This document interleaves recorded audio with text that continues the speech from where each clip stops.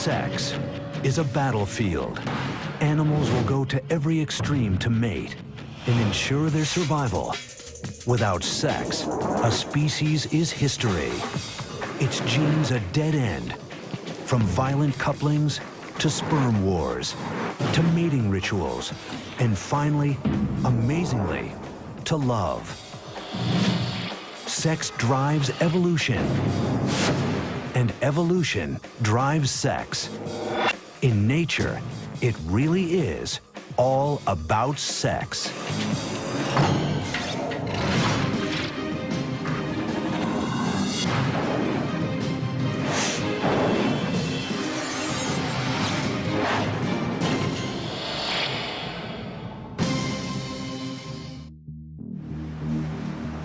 Just off the coast of Bimini Island in the Bahamas, scientists are studying a marvel of evolution. Over millions of years, evolution has built the protruding jaw and razor-sharp teeth of the ocean's master predator. But sharks are more than just killing machines. They are pioneers of sex. 500 million years ago, sharks really invented what people would call sex. Sam Gruber has studied sharks for 45 years. People basically don't know much about sharks, and they think of them as the death fish from hell, but really they're highly, highly sophisticated, tremendous animals. In addition to complex navigation and communication systems, sharks were one of the first to develop a whole new way to have sex. May not look like very much, but it represents a huge evolutionary leap in reproductive behavior. If you look very closely, you'll see these two little finger-like projections, which are called claspers, are actually the penis of the male shark. 400 million years ago, sharks became one of the first vertebrates to evolve a penis. But they were hardly the last. Over millions of years, the penis proved so valuable that it evolved independently in animals as different as insects, birds, and reptiles. The penis is a good example of convergent evolution because it serves one purpose, but it's arisen in many different ways in a variety of organisms.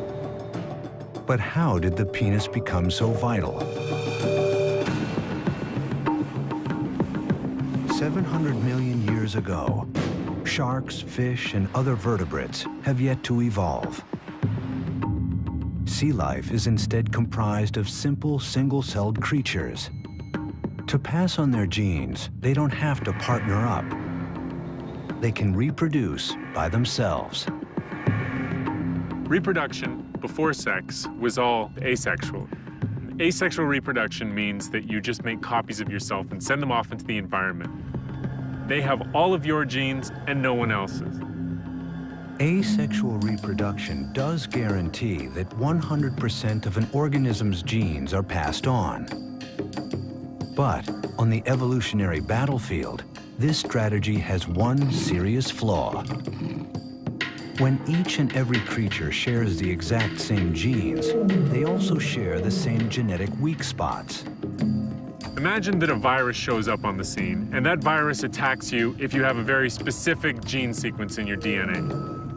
Now, if everyone in your population has the same DNA, that means that that virus is going to wipe everyone out. But with sexual reproduction, the mixing and matching of genes increases the odds of at least some individuals living on. The secret to survival is sex. The first animals to adopt sexual reproduction emerged 600 million years ago. But the sex they practiced is not what humans might imagine. These passive creatures, relatives of modern coral, were tightly anchored to the sea floor. How can you mate when you can't move? Cast sperm and eggs on the waves and hope they meet. Each summer, billions of coral polyps simultaneously launch their reproductive cells into the current. Each coral releases both sperm and egg, but instead of combining with each other, they wait until they encounter the seeds of another coral. No one knows how they do it. This mass spawning is one of nature's most arresting spectacles. But it evolved as a matter of survival. Mass spawning by corals could be called a defense mechanism. Having all of the eggs and sperm released at the same time allows some of the offspring to survive even when there are predators around. You swamp the predators, you produce so many that they can't all be eaten by those predators at that point in time.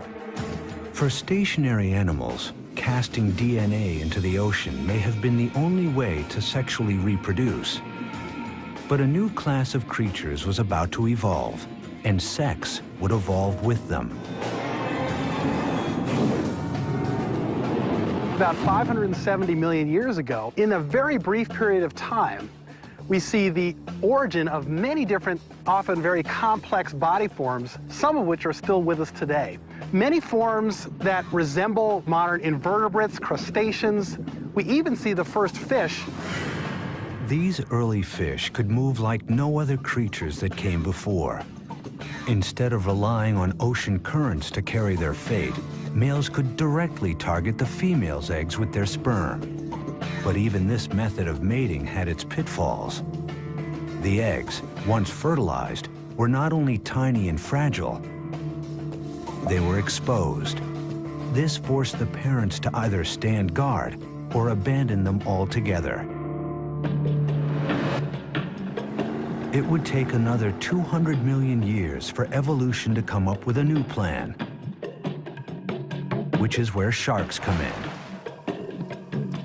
In sharks, evolution gave rise to an innovation that allowed males to deploy sperm directly inside the females. Sharks invented sex, so to speak. This is just a huge difference from what we see in animals that lived 500 million years ago.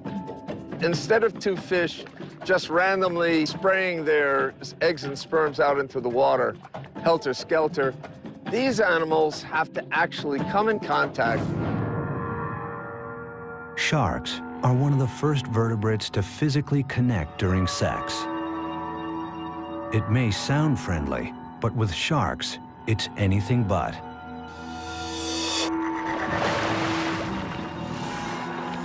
Cute guys, right? The male will bite her pectoral fin, her arm fin, and roll her over. Then the male has these two claspers, or peni, and one is rotated around while the other stays back, and that's inserted into the female's cloaca, which is the common duct. This vertical hold may look brutal, but biologically speaking, it's a thing of beauty. It looks to me like a ballet because they have very difficult tasks to go through to bring themselves together. Each seemingly violent act has a necessary sexual function. The male flips the female shark to her back to relax her for penile insertion. He sinks his teeth into her skin to trigger her ovulation. She's even protected from his gashing. Female sharks have skin twice as thick as male sharks. They have amazing healing properties. They can have huge lacerations, which would kill a human, and they're perfectly fine with it. But the crucial innovation of shark sex is the penis.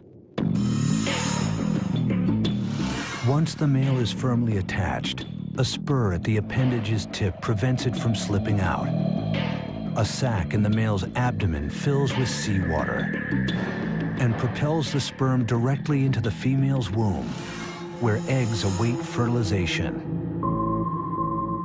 So not only did they invent copulation, but they also invented getting pregnant.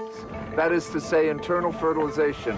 This represents a whole new stage in reproductive biology.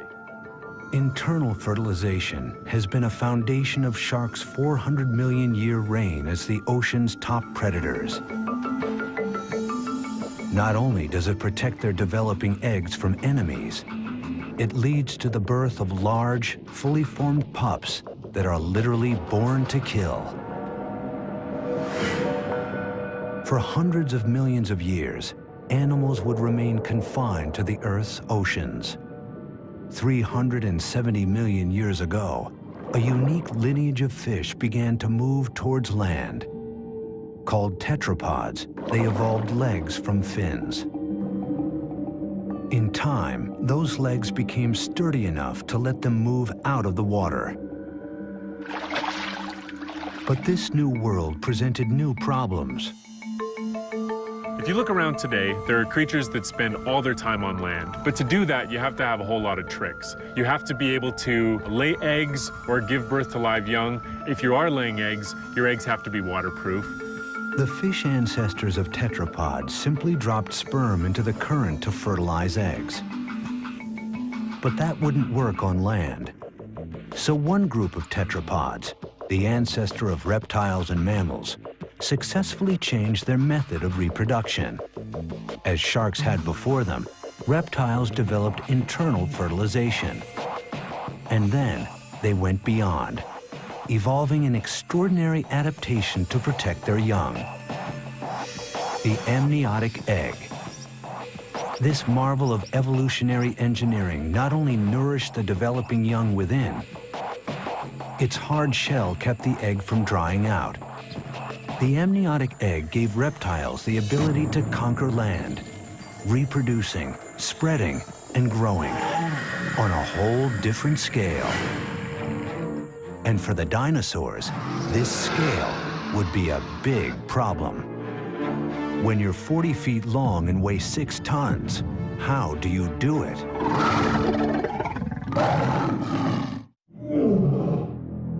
If you can't mate, if you can't pass on your genes, you are evolutionary history. But what happens if your own size gets in the way of mating? Some dinosaurs evolved to be the biggest animals ever to live on land.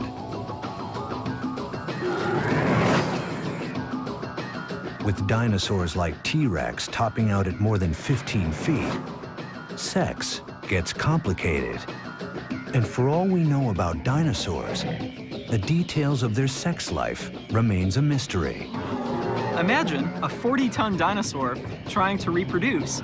Obviously, 2 of these behemoths would have had to get together, but exactly how they did so is still a huge question for paleontologists. Fossilized eggs are clear evidence that dinosaurs had intercourse and reproduced through internal fertilization like birds today. And the bones of dinosaurs are littered across all 7 continents, testament to creatures that dominated the Earth for 160 million years. Clearly, these enormous animals must have evolved an extremely successful method of mating. Paleontologist Ken Carpenter has puzzled for years over the mystery of dinosaur reproduction. It's a whole process of trying to understand what dinosaurs were like as living animals. They had to have been able to reproduce in order to be so successful for over 200 million years. How did the males and females get together? What made Carpenter's investigation difficult was that all he had was bones. No reproductive organs have survived the fossil record. To discover what dinosaur sex might have been like, Carpenter turned to a creative mix of comparative anatomy, physics, and deduction, starting with the dinosaur's reptile cousin, the crocodile. Male crocodiles have unique sex organs, not like the claspers of the shark, but not a penis as we humans know it either. Unlike humans, dogs, cats, they don't have this very long organ that sticks out all the time. It's actually a much smaller organ that's kept inside the body. Most of the time, the male's genitalia is kept inside a slit on his underbelly called the cloaca. During sex, however, muscles inside the cloaca contract, averting the animal's penis. Just 3 inches long in the 12-foot crocodile, the male must insert this tool into the female's cloaca to deposit his sperm.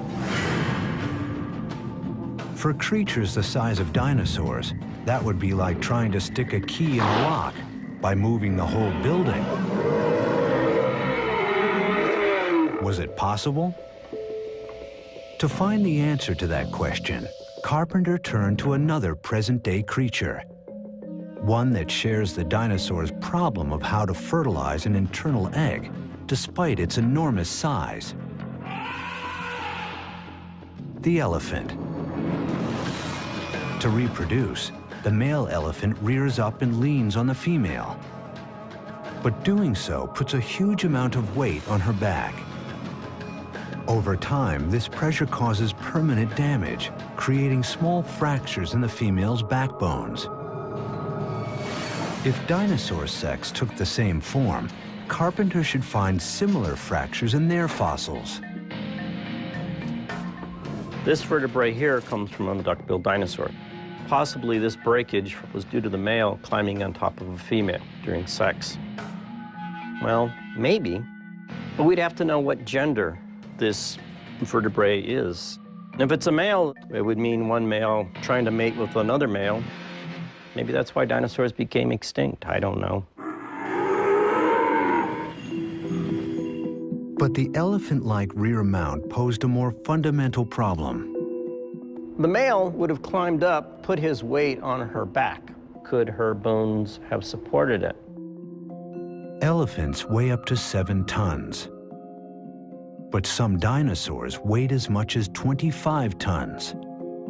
Carpenter calculated the bone strength needed to withstand that much force and concluded that it was too much. The elephant way was out. Undeterred, Carpenter retraced his steps to crocodiles and alligators, creatures with a mating style that avoids load-bearing altogether. They've got the water to suspend them. It's almost like being in space. The male and females can basically rotate together. The male can stick his penis into the female's cloaca and interject sperm. So could dinosaurs have had sex underwater? Carpenter consulted the charts. There were no huge bodies of water, except in a very few places, which would mean then that dinosaurs would have to traipse for sometimes literally thousands of miles in order to have sex. That's an awful lot of work just for sex. Another dead end. Birds were next. They are the direct descendants of dinosaurs, and they lay eggs like dinosaurs. Could they copulate the same way? Birds do it basically as a bunch of quickies, mostly because they're trying to fly at the same time as they're trying to reproduce. The males will be fluttering their arms as they're trying to get up against the female. Birds' quick transfer of sperm, known as a cloacal kiss, would have its advantages for creatures as large as dinosaurs. But again, there are problems. Most dinosaurs don't have wings. And just as importantly, how could they do it with their massive armor in the way? The dinosaur's bony tail is heavy and rigid and not easily moved. The normal procedures of comparative anatomy had left Carpenter with a trail of false leads. Racking his brain for any idea that might work, Carpenter found one right at his feet: the household cat. And while cats are no more like dinosaurs than dogs are like lizards, Carpenter believes the cat's way would work for T-Rex. If the female lowers herself much like a cat, raises her rear end up, the tail would certainly go up in the air and would expose her sex organ to the male. And the male can then climb up there and grab her on her neck, and then they can go at it. In the feline position, with the female's head lowered and tail lifted, the problem of the male's enormous weight would be lifted off the female's back. At the same time, the position would allow easy access for the male. Carpenter's theory is the first to offer a workable answer to the mystery of dinosaur sex, and the first to explain how dinosaurs were able to reproduce their way into history as the unrivaled rulers of Earth for 160 million years. Dinosaurs were the largest animals to mate on land. Insects are some of the smallest. And in their tiny world, sex is a war story that's been going on for millions of years, with its own villains and heroes. You know, when it comes to looking at reproductive biology, you've got to say that cockroaches are a superstar.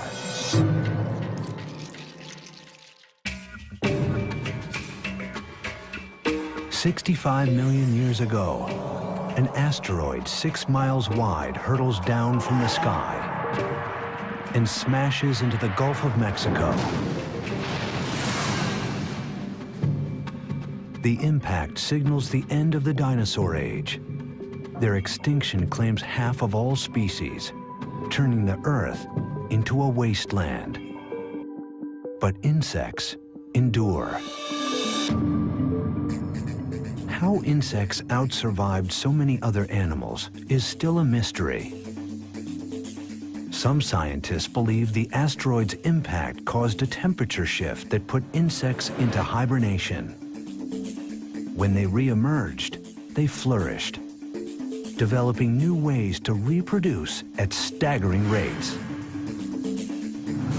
But in the insect world, sex is more than just reproducing. It's a battle of the sexes, a war over sperm. Sperm competition has been extremely important in the evolution and diversification of insects. Males are, of course, competing to make sure their sperm makes it into the female reproductive tract. At the same time, females are able to manipulate which sperm make it to successfully fertilize the egg.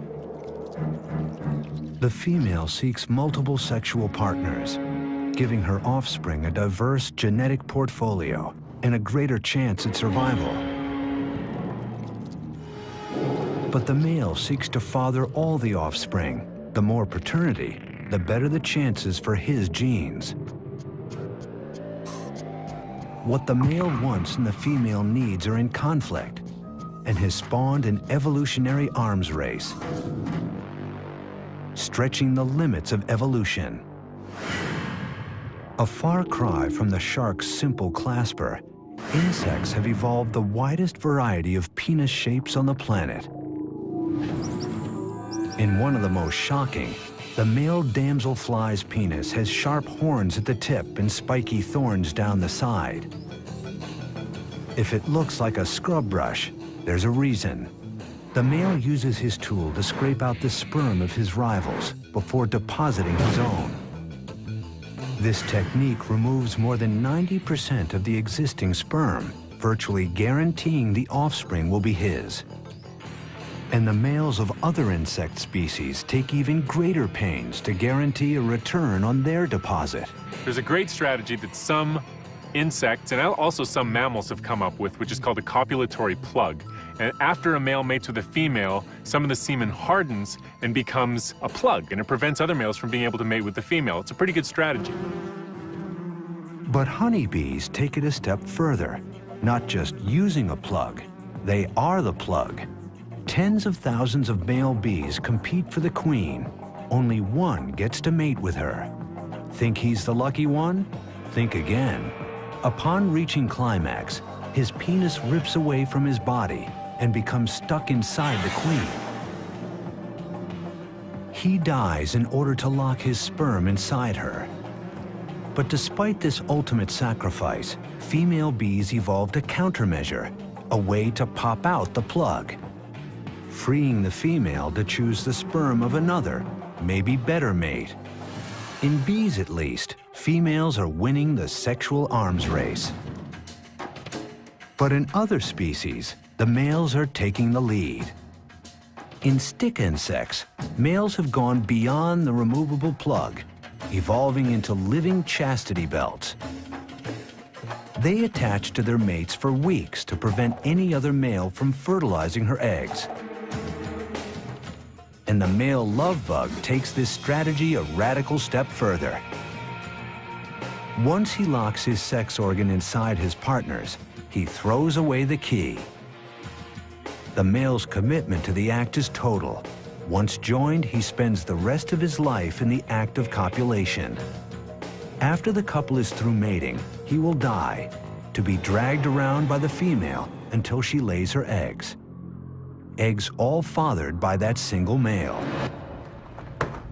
From species to species, the sexual arms race is ongoing throughout the insect world.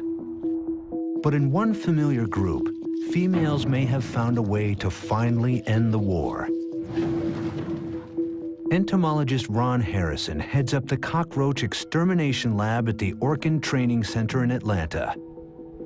To come up with ways to kill these ultimate survivors, Harrison spends his days studying the species most commonly found in homes. 95% of all cockroach problems in urban situations are German cockroaches. They're very quick in their reproductive abilities, and therefore that helps them become resistant to products that we actually use to try to get rid of them. Evolution has provided cockroaches a host of traits that make them almost impossible to eliminate. They can live a month without food and last hours without oxygen.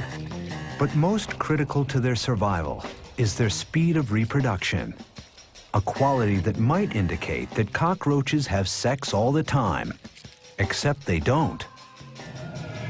Once a female has had sex and has that sperm, she's able there to hold it and then fertilize as she needs, rather than have to have sex again. Because of this one adaptation, the female needs to mate only once to remain pregnant for the rest of her life. Her one act of sex can yield hundreds of thousands of offspring, a remarkable ratio. This benefits the female in more ways than one. Mating in itself is costly. The more a female mates, the lower her probability of survival.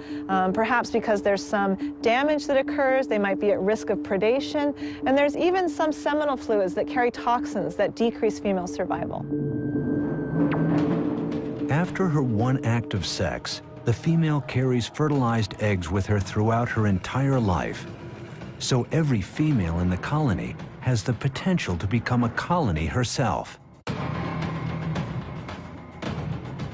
In pest control, what's really scary to us then is if you happen to have a German cockroach in the cuff of your pants or in your pocket or in a box that comes from the grocery store and it happens to be a pregnant female, that's all that's needed to get an entire population going. This adaptation has given the species the ultimate survival advantage. When you look at the whole evolution of animals, these started out 400 million years ago and are continuing to be very successful. You know, when it comes to looking at reproductive biology, you've got to say that cockroaches are a superstar. The battle of the sexes has made cockroaches, together with the rest of the insects, the most diverse group of animals on Earth. The drive to reproduce shapes not only insect life, but mammals as well, including us. Everywhere in the natural world, sex gets everyone bent out of shape.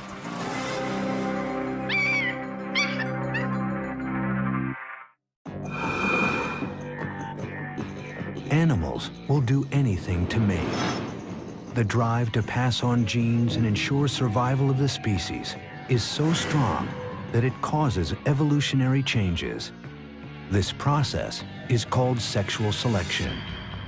It's a type of natural selection, but it's the kind of selection for the kind of traits that evolved not to survive another day, but to win at the mating game. To be successful, in evolutionary terms, your genes have to be in the next generation.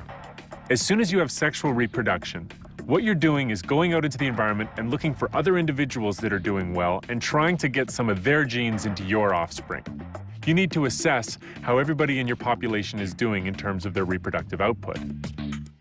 The game of courtship in the animal kingdom is largely typecast. For the most part, males display, females choose. There's not an animal on this planet in the wild that will copulate with anybody. They all have favorites. Too old, too young, too scruffy, too stupid acting, and they won't do it. And for good reason, because an animal only has a few chances to pass their DNA on into tomorrow. And so they want to do it with the kind of individual that will really enable them to survive. And females can often have really weird criteria by which they choose which male they're going to mate with. Sexual selection has had huge consequences. Males of a species, they have to compete with each other to find a female. It gives rise to a whole different set of behaviors and appearances in animals to compete with other males and try to get a female mate. For example, a moose uses its antlers to fight other moose in order to win the opportunity to copulate with certain females. So there's two types of traits that evolve for sexual selection. One are traits simply to fight off members of your own gender, and others are traits to attract the opposite sex. The pressures of sexual selection worked on the male stalk-eyed fly to compete for the largest eye stalk, on the male finch to sing and to show red, on the rhinoceros beetle to grow massive fighting horns, on the male lion to grow his mane, and on the male giraffe to grow a powerful long neck. Some forms of sexual selection can actually drive species extinct because the traits that females prefer are so elaborate that they actually get in the way of day-to-day lives of males. Take the case of the Irish elk, the ancient cousin of Europe's fallow deer. Females really liked big antlers, and so over time, males with large antlers were selected over males with smaller antlers. Over progressive generations, the average size of antlers in the population got bigger and bigger and bigger and bigger. Eventually, the antlers got so big that they were at the very limit of what an animal can sustain and still survive in its environment. And ultimately, the Irish elk went extinct, and a lot of people think that it went extinct because its antlers were just too big. But even after the rams have butt heads and the mating has begun, in some species, the female has more work to do to be sure the goods are delivered. The female or the male approach each other, then the male mounts the female. After 1-2 seconds, the female starts calling. German primatologist Dana Pfefferle works with a unique group of wild macaques who live atop the Rock of Gibraltar. She came here to investigate the mystery of why female macaques cry out so loudly during sex. Over 2 mating seasons, she recorded the macaques, focusing on the frequency and intensity of the female's cries. She then looked for differences between the females who made noise and the females who didn't. What she found was extraordinary. Far more of the noisy females became pregnant. The earlier, the faster, and with the higher peak frequencies the female calls, the more likely the male is to ejaculate.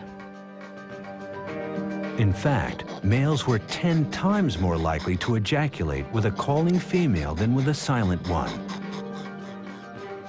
Pfefferle concluded that the females evolved the loud sex noises in a clear case of sexual selection. The noises increase the odds of bearing young. They're screaming and shouting for a reason. If he doesn't ejaculate, then what's going to happen is she's not going to conceive. So what she's got to do is she's got to encourage him. Eric Shaw has spent years closely observing the Gibraltar macaques, who are known for one thing: sex. They have sex on average once an hour, and they have evolved to use it for social purposes. Kevin.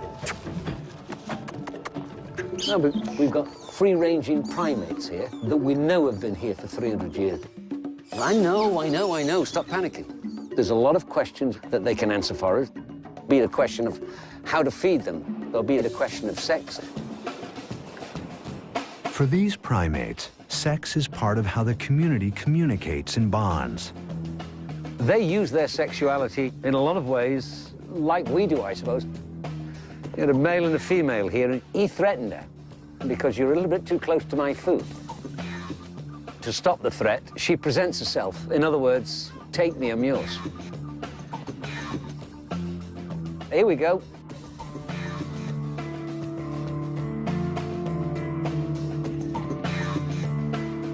That was sheer, total submission and passiveness. She presented herself, I'm not a threat. He decided to go all the way this time and accept her submission. And now there's peace in the world. The macaque community needs order to keep their elaborate social network intact.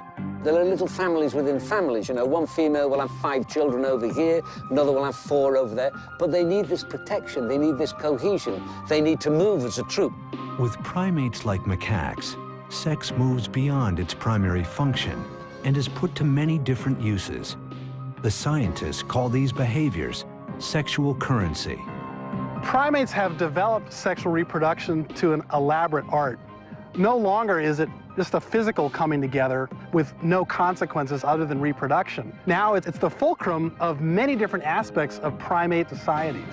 A lot of the primates will exchange food for sex, express power with their sexuality, express friendship with their sexuality. Sex is a very powerful exchange mechanism.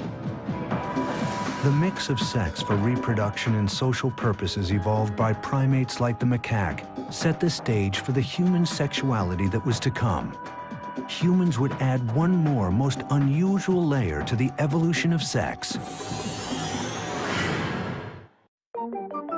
Human beings began to emerge as distinct from our primate cousins just a few million years ago.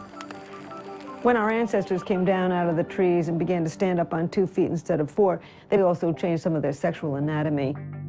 Helen Fisher studies the evolution of human sex. The female vaginal canal is no longer tipped backwards the way it is among chimpanzees. It evolved to move somewhat forward, probably for easier access during the missionary position. As the female's anatomy changed, so did the male's. The penis had to reach deeper into the female's body, so it evolved to become significantly larger. Today, humans have the biggest penis of any primate and the most highly developed brain. I think that human beings made their biggest leap in terms of sexuality with the evolution of the brain. Over time, the human brain grew large, so large that its hard skull became a threat to successful reproduction. At some point during human evolution, we began to not only to stand up on 2 feet instead of 4, but the brain got to be too large for the birth canal. At that point, women began to have to bear their babies sooner so that they could get out of the birth canal. No one knows how long the first human mothers carried their young. But we do know that today, a 21-month pregnancy would be necessary for a human baby to be born as fully developed as a newborn chimp. With every human born essentially premature, family bonds became a necessity for survival of the species. And that necessity, argues Fisher, explains the mystery of love. As we evolved babies that would have a very long childhood and even adolescence, we began to need to sustain a partnership with somebody long-term. And thus we see the evolution of these romantic love and deep attachment to a partner. Fisher studies the specific areas of the brain involved in sex and love. Inside an MRI machine, subjects are directed to think about their lover by looking at his or her photograph. As they do, their MRI lights up with regions of intense activity. An entire brain system devoted to love. About 2 million years ago, we began to build this very large cortex. And then suddenly, sex and mind became interconnected. These brain systems for the sex drive and for romantic love are woven deep into primitive parts of the human brain. Humans forever changed sex with the evolution of love. And now, humans are going a step further, taking our evolution into our own hands and separating it from the act of sex. Sex has become futuristic. There's all kinds of ways now to basically bypass sex. We can clone individuals in a petri dish. There's all sorts of ways to fertilize individuals without engaging in intercourse. What is occurring today is that biology is beginning to manipulate those processes to alter its own self and to take control of its own future evolution.